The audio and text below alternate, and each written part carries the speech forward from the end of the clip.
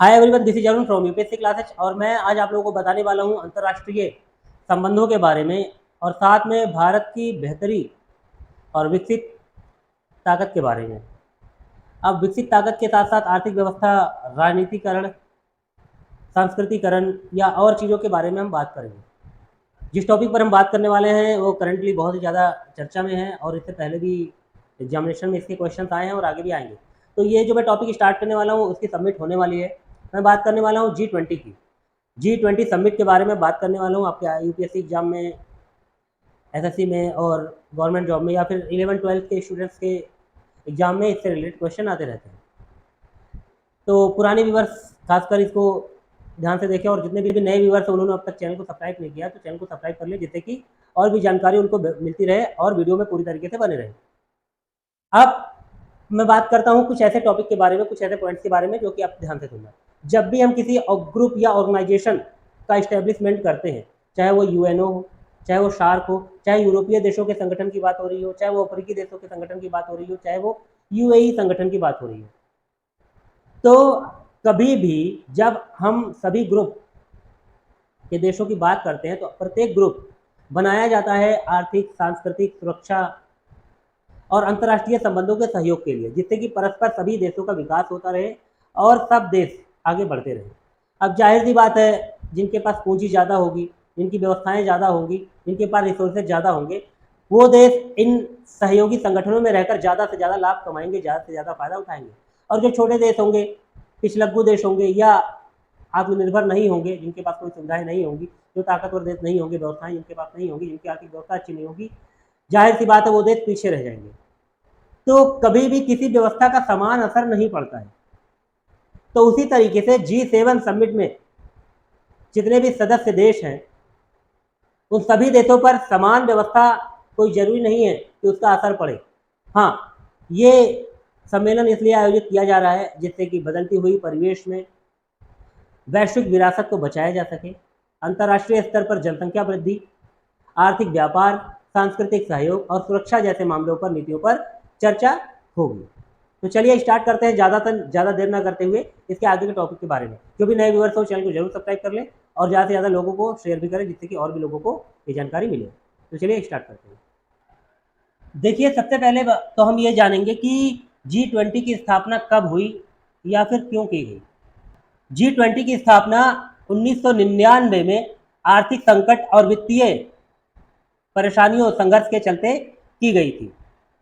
इस समिट का आयोजन किया गया था एशियाई वित्तीय संकट से निकलने के लिए और साथ में जितनी भी आर्थिक परेशानियां हैं उनसे निजात पाने के लिए।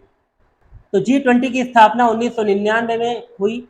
उसके बाद वित्त मंत्रियों और केंद्रीय बैंक के गवर्नरों के लिए वैश्विक आर्थिक और वित्तीय मुद्दों पर सहयोग और सहमति के साथ चर्चा करने के लिए एक मंच पर आयोजन किया गया, जिसे हमने G20 का नाम दिया। G20 नाम से ही पता चलता है कि यह ग्रुप कम से कम 20 देशों का है। अंतर्राष्ट्रीय आर्थिक सहयोग का प्रमुख मंच है ये। इसका मुख्य कार्य है अंतर्राष्ट्रीय स्तर पर आर्थिक और वित्तीय संकट के अधिशासन को मजबूती से निर्धारित करना और साथ में इस संकट से निजात दिलाना। G20 के देश इस समय Argentina, Australia, Brazil, Canada, China, France, Germany, Bharat, Indonesia, Italy, Japan, Korea गणराज्य, मैक्सिको, सऊदी अरब, दक्षिण अफ्रीका, तुर्की को हम टर्की भी कहते हैं, यूनाइटेड किंगडम और संयुक्त राज्य अमेरिका। ये फिलहाल कुल मिला के 19 देश हैं गणराज्यों को। यूरोपीय देश भी शामिल है, यूरोपीय संघ भी शामिल है। G20 देशों में वैश्विक सकल घरेलू उत्पाद का यानी जीडीपी का लगभग 85% वैश्विक व्यापार का और 75% से अधिक विश्व की लगभग 2/3 आबादी है। यानी व्यापार इन देशों में कम से कम विश्व का 85% है और इनकी आबादी 75% है विश्व की। इनके जो गेस्टेड देश होते हैं उनमें कुछ देशों के नाम है जो जब ये समिट किसी देश में होती है, वैसे तो इस बार जो समिट होने वाली है वो भारत में होगी। भारत इसकी अध्यक्षता करेगा इस समिट की। भारत 1 दिसंबर 2022 से लेके 30 नवंबर 2023 तक G20 की अध्यक्षता करेगा। जो भी मैं डेट्स बता रहा हूँ ये बेहद इंपॉर्टेंट है, आप ध्यान रखें, याद रखें इस चीज़ को, ठीक है। ये सब एग्जाम में आने वाले हैं। अब इनके अतिथि देश में, गेस्टेड देश में जो है वो बांग्लादेश है, नाइजीरिया है, ओमान है, मॉरिशस है, इजिप्ट है, सिंगापुर है, स्पेन है, संयुक्त अरब अमीरात है। तो ऐसे देश है जो गेस्ट में आते हैं। साथ साथ गेस्ट देशों के साथ साथ कुछ गेस्ट अंतर्राष्ट्रीय संगठनों को भी आमंत्रित किया जाता है ऐसी मीटिंग्स में, जैसे कि ADB यानी एशियन डेवलपमेंट बैंक। इनका काम है एशिया में डेवलपमेंट के लिए फंड अरेंज करना और नीडेड को देना, नीडेड लोगों को देना, यानी नीडेड जो भी कंट्री है उनको अवेलेबल कराना। अंतर्राष्ट्रीय संगठनों में है UN, IMF, WTO, ILO, FSB, WHO और OCD। ये तो अंतर्राष्ट्रीय संगठन है। साथ में क्षेत्रीय संगठन भी हैं, जैसे नॉर्थ ईस्ट अफ्रीकी देशों के क्षेत्रीय संगठन के कुछ क्षेत्र हैं, एशियाई देशों के क्षेत्र हैं। तो इनसे रिलेटेड कुछ ऑर्गेनाइजेशन भी है, यूरोपीय देशों से रिलेटेड कुछ हैं क्षेत्र। तो इनसे रिलेटेड जो ऑर्गेनाइजेशन बनाए गए हैं वो भी आमंत्रित किए जाते हैं। AU, AUDA, NEPAD तथा आसियान, ये सभी क्षेत्रीय संगठन थे जो कि आमंत्रित किए जाते हैं। और खासकर भारत द्वारा जो बैठकें हो रही है अध्यक्षता में, इन संगठनों को जरूर ही आमंत्रित किया जाना है। अगर किसी बाहर में हो तो पता नहीं इन संगठनों को, इनमें से किसको बुलाया जाए, नहीं बुलाया जाए। लेकिन जब भारत में ये मीटिंग होती है, यानी दिसंबर 2022 से लेके जो इस बार की मीटिंग होने वाली है नवंबर 2023 तक, उसमें भारत इन सभी संगठनों को जरूर बुलाता है। G20 अध्यक्षता का एजेंडा 1 साल के लिए होता है और साथ में शिखर सम्मेलन का आयोजन किया जाता है। G20 में 2 समानांतर ट्रैक होते हैं, वित्त ट्रैक और शेरपा ट्रैक। वित्त मंत्री और सेंट्रल बैंक के गवर्नर वित्त टैंक का नेतृत्व करते हैं और शेरपा ट्रैक का नेतृत्व शेरपा करते हैं। G20 समूह एक ऐसा समूह है जो महिलाओं की समस्याओं, नागरिकों की समस्याओं, सामाजिक समस्याओं, संसदीय समस्या, वैचारिक मंचों की समस्या, महिलाओं, युवाओं, श्रमिकों और व्यवसायिक संबंधित समस्याओं को साझा करता है। इस समूह का कोई स्थायी सचिवालय नहीं है, क्योंकि हर एक वर्ष नए देशों को बदल बदल कर इसकी अध्यक्षता दी जाती है। इसकी अध्यक्षता ट्रोइका द्वारा निर्मित है, यानी पिछला, वर्तमान और आने वाला अध्यक्षता। यानी किसके पास पहले अध्यक्षता दी गई थी पिछले बीते सालों में, किसके पास इस सालों में है और आने वाले समय में किसके पास होगी। यानी 3 तरीके से ट्रोइका सिस्टम पर इसकी अध्यक्षता चलती रहती है। भारत की अध्यक्षता के दौरान ब्राजील, इंडोनेशिया भी शामिल होंगे। मतलब 2022 में इंडोनेशिया में इसकी अध्यक्षता हुई थी, 2023 में आप ये समझिए भारत में हो रही है, तो 2024 के दौर में ब्राजील में होगी इसकी अध्यक्षता। तो ये है ट्रोइका सिस्टम। हम आ जाते हैं आज के समय में 2023 में जो बैठक होने वाली है आजकल के दौरान, वो चर्चा में क्यों है? चर्चा में इसलिए है क्योंकि भारत के अभिन्न अंग जम्मू कश्मीर में इसकी मीटिंग का आयोजन किया गया है। जम्मू कश्मीर में आयोजन के कारण चाइना ने इस मीटिंग से दूर रहने का फैसला किया है और टर्की ने, इन दोनों देशों ने ही इस मीटिंग से दूर रहने का फैसला किया है। चाइना का कहना यह है कि ये सेंसिटिव जगह है, यहाँ पे सुरक्षा की परेशानी हो सकती है, क्योंकि भारत और पाकिस्तान का मुद्दा, ये एक ऐसी जगह है जहाँ पे बार बार आतंकवादी गतिविधियाँ होती है, तो यहाँ पे रिस्की है ये मीटिंग रखना। और भारत जान के मीटिंग रख रहा है क्योंकि ये सेंसिटिव जगह है। भारत का इस पर 2 टूक में पूरा जवाब ये था कि जम्मू कश्मीर हमारा अविभाज्य हिस्सा है और हमेशा रहेगा, और ये मीटिंग इसलिए की जा रही है जिससे कि सभी देश यहाँ पर आए और जम्मू कश्मीर की सुंदरता को देखें और हमने किस तरीके से जम्मू कश्मीर को बनाया हुआ है वो भी देखें। अब कुछ हमारे भारत के रिपोर्टर है या ब्यूरोक्रेट्स हैं, वो बुराई करते हैं कि चाइना ने बहिष्कृत कर दिया इस मीटिंग से, टर्की ने बहिष्कृत कर दिया। तो ऐसे रिपोर्टर्स का हम ख्याल क्यों करें? ऐसे रिपोर्टर्स तो भारत की सरकार कोई भी निर्णय लेती है उसमें कोई ना कोई डाउट लगाएंगे। ऐसे रिपोर्टर्स या ऐसे लोग तो ये कह सकते हैं अगर दाल पीली है तो क्यों है, यानी कुछ गड़बड़ है, यानी दाल पीला है तो क्यों है।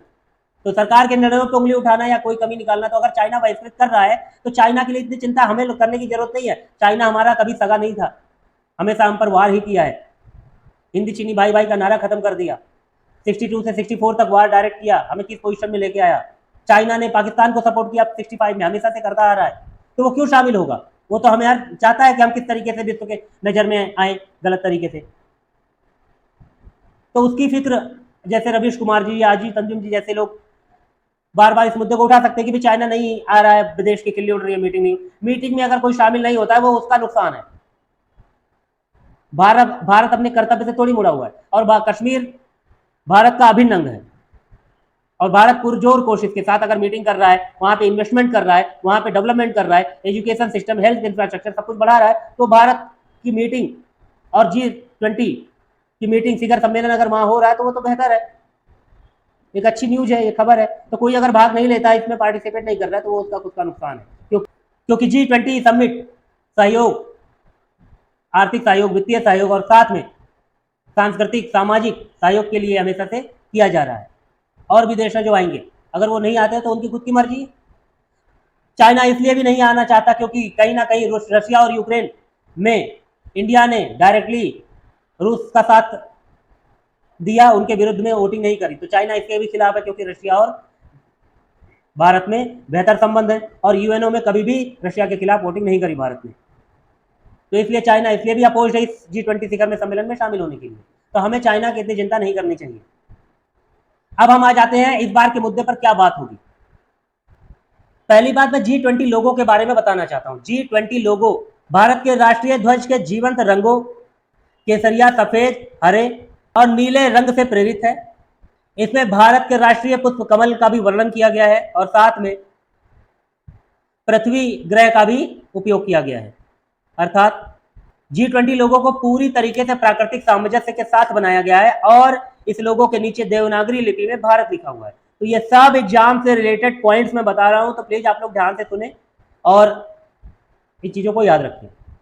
इस बार के भारत के G20 का विषय यही है कि वसुधैव कुटुंबकम, यानी पूरा विश्व हमारा परिवार है, कुटुंब है, और इसी जीवन मूल्यों में मानव, पशु, पक्षी, पौधे और पृथ्वी तथा व्यापक ब्रह्मांड में संबंधों की बात करता है, और इसी के अनुसार भारत इसकी अध्यक्षता करेगा, और यही शैली को अपनाकर हमारी बात शुरू की जाएगी।